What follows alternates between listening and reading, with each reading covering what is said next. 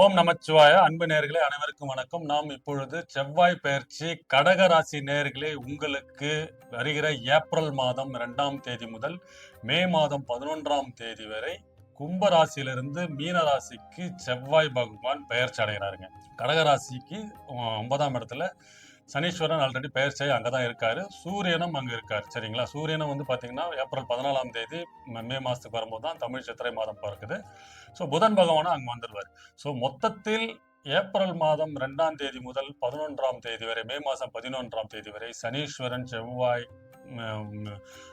சூரியன், புதன் இவங்க 4 பேர் உங்களோட 9ஆம் இடத்தில் இருக்கும்போது கடக ராசிக்காரர்கள் கொஞ்சம் சிறு விஷயத்தில் கவனமும் எச்சரிக்கையும் தேவைங்க. ஏன்னா சனீஸ்வரனோட செவ்வாய் சேரும் போது சில சங்கடங்கள், தொந்தரவுகள்லாம் ஏற்படுறதுக்கான வாய்ப்புகள்லாம் ரொம்ப அமோகமா அதிகமா இருக்குங்க. ஏன்னா அமோகமா இருக்குன்றது சொல்றதை விட அதிகமாக இருக்கு. ஏன்னா சனீஸ்வரன் கொஞ்சம் மந்தமா செயல்படுற ஆளு. செவ்வாய் வந்து ஆக்ரோஷம், வேகம், வீரம், வெற்றி எடுத்த உடனே சில பேர்லாம் பேசுவாங்கன்னா இவரெல்லாம் அடிச்சுட்டு தான் பேசுவாங்கன்ற மாதிரி ரொம்ப கோபம், வேகம் என்ற கிரகம். இவரு செவ்வாயோட சேரும்போது பதட்ட நிலைமையும் ஒரு தொந்தரவு, சச்சரவுகள், வேலையில பிரச்சனை எல்லாம் உண்டாக்கக்கூடிய அமைப்பெல்லாம் இருக்கு. அதுவும் வந்து உங்களுக்கு அது 9ஆம் இடம். சரிங்களா? அதுவும் இல்லாம செவ்வாய் பகவான் வந்து 4 விசேஷ பார்வைகள் இருக்கு. 4, 7, 8.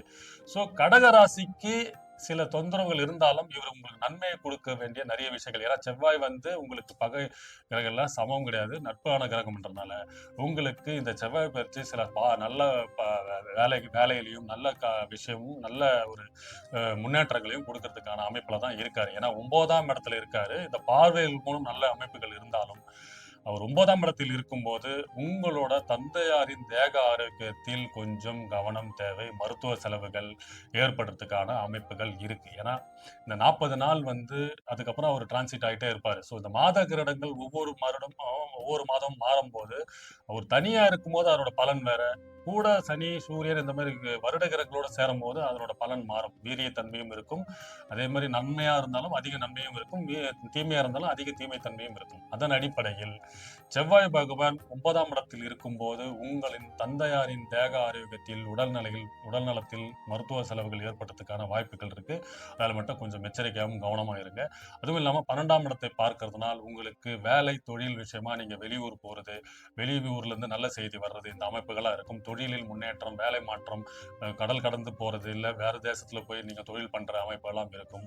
அதுவும் இல்லாமல் 3ஆம் இடத்தில் பார்க்கும்போது, அதாவது உங்களோட 3ஆம் இடத்தையே 7ஆம் பார்வையா பார்க்கும்போது உங்களோட முயற்சிகள் அனைத்தும் வெற்றி பெறும். முக்கியமா இந்த வந்து கவர்மெண்ட் தொழில இருக்கிறவங்க, போலீஸ் அதிகாரிகள், உயர் பதவிகள், அரசியல் தொழில இருக்கிறவங்க, ரியல் எஸ்டேட்ல இருக்கிறவங்களுக்கெல்லாம் வந்து பாத்தீங்கன்னா நல்ல வெற்றி வாய்ப்புகள், முன்னேற்றங்கள், லாபங்கள் எல்லாமே உண்டாகும். 8ஆம் பார்வையா உங்களோட 4ஆம் இடத்தை பார்க்கும்போது அதே நான் சொன்னேன் பார்த்தீங்களா, அந்த அரசியல் தொழில், ரியல் எஸ்டேட்ல இருக்கிறவங்க, கமிஷனிங் பிசினஸ், ஏன்னா புதனும் அங்கே வந்துடுறாரு.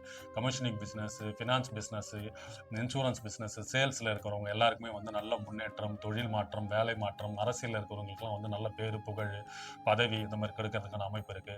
இந்த செவ்வாய் வந்து மொத்தமா இந்த 9ஆம் இடத்தில் இருக்கும்போது அப்பாவின் உடல் நலத்தில் இதில் மட்டும் கொஞ்சம் கவனம் இருங்க. நான் கடகராசிக்காரர்கள் வேலை தொழிலில் கொஞ்சம் முன்னேற்றம், மாற்றம்லாம் காணப்படும். தொழில் முன்னேற்றம் காணப்படும். ரியல் எஸ்டேட் துறையில கொஞ்சம் வளர்ச்சிகள் ஏற்படும். வேலையில் தொழில் வெளியூர் போறது, வெளிநாடு போறது அந்த அமைப்பெல்லாம் இருக்கும். மொத்தத்தில் இந்த செவ்வாய் பயிற்சி உங்களுக்கு கொஞ்சம் நற்பலன்கள் இருந்தாலும் அப்பாவின் கவனத்தில், தேக ஆரோக்கியத்தில் மட்டும் கொஞ்சம் கவனம் தேவை. வாழ்க வளமுடன். வணக்கம்.